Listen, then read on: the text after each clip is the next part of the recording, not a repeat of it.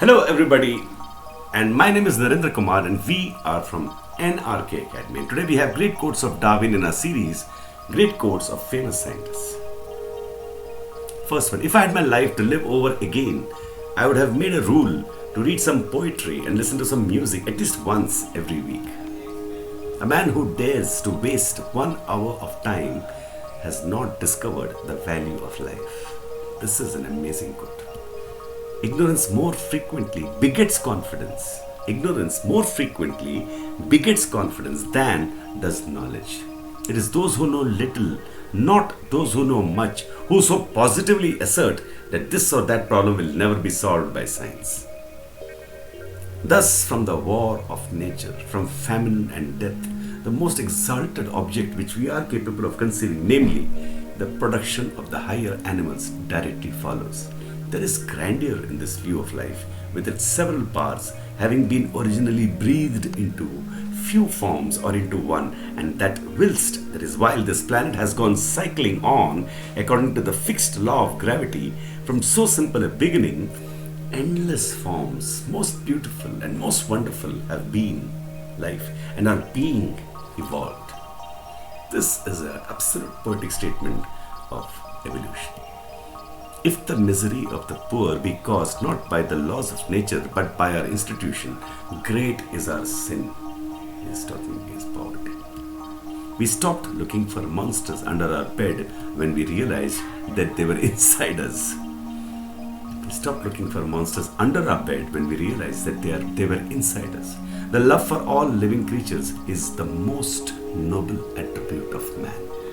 The love for all living creatures is the most noble attribute, quality of man. I'm not apt to follow blindly the lead of other men. No, I'm going to be independent. He's saying that. I'm not apt to follow blindly the lead of other men. It is not the strongest of the species that survives, not the most intelligent that survives. It is the one that is the most adaptable to change. It is not the strongest of the species that survives, not the most intelligent that survives. It's the one that is the most adaptable to change. Whilst while on board the Beagle is a ship, I was quite orthodox, and I remember being heartily laughed at by several of the officers for quoting the Bible as an unanswerable authority on some point of morality.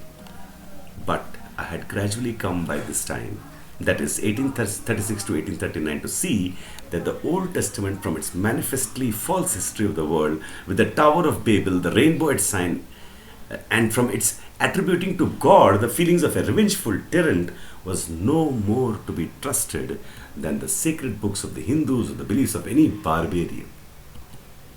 By further reflecting that, the clearest evidence would be requisite to make any sane man believe in the miracles by which Christianity is supported, and that the more we know of the fixed laws of nature, the more incredible do miracles become. That the men at that time were ignorant and credulous to a degree almost incomprehensible by us, that the Gospels cannot be proven to have been written simultaneously with the events, that they differ in many important details, far too important, as it seemed to me, to be admitted as the usual inaccuracies of eyewitnesses. By such reflections as these, which I give not as having the least novelty or value, but as they influenced me, I gradually came to disbelieve in Christianity as a divine revelation. So here he's talking about the process by which he gave up Christianity. The fact that many false religions have spread over large portions of the earth like wildfire had some weight with me. Beautiful as is the morality of the New Testament, it can be hardly denied that its perfection depends in part on the interpretation which we now put on metaphors and allegories. But I was very unwilling to give up my belief. Thus, disbelief crept over me at a very slow rate, but was at last complete. The rate was so slow that I felt no distress, and have never since doubted, even for a single second, that my conclusion was correct. I can indeed hardly see how anyone ought to wish Christianity to be true, for if so, the plain language of the text seems to show that the men who do not believe and this would include my father, brother, and almost all of my friends, will be everlastingly punished. And this is a damnable doctrine. This is a powerful rebellion against Christianity. The mystery of the beginning of the all things is insoluble by us. And I, for one, must be content to remain an agnostic. So I don't know.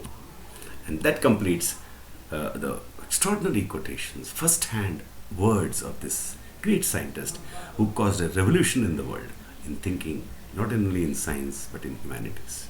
Thank you so much.